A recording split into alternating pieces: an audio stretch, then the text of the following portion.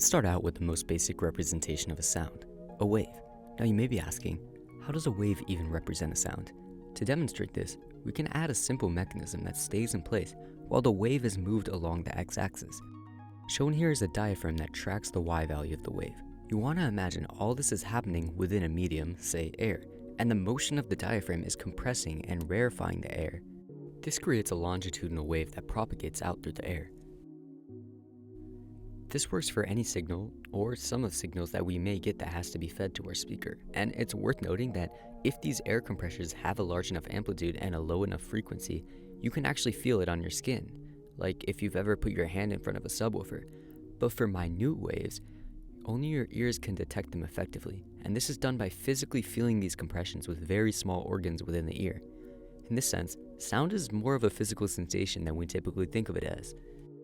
If we played this sine wave at this frequency, we would hear nothing, as this sine wave has a frequency of 1 Hz and does not compress the air enough for our ears to pick up. We would need a wave with 20 times the frequency to even start to pick it up. Instead, we can add our own beat every time the wave completes a period. We get something that sounds like this. If we then play the same wave, but sped up by a factor of say 440, we get this really nice sine frequency.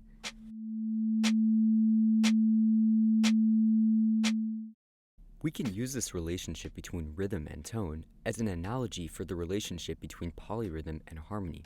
If we add another wave with exactly half the frequency, for every 2 periods of the green wave, the purple wave will complete 1 period, and the resulting beat is a 1-to-2 polyrhythm. As with the last wave, we can speed this up to achieve this harmony.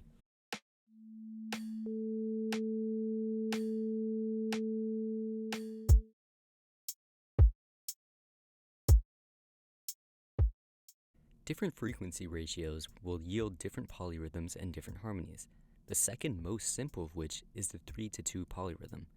This frequency ratio will yield a tone that is what is known as a fifth higher than the original note.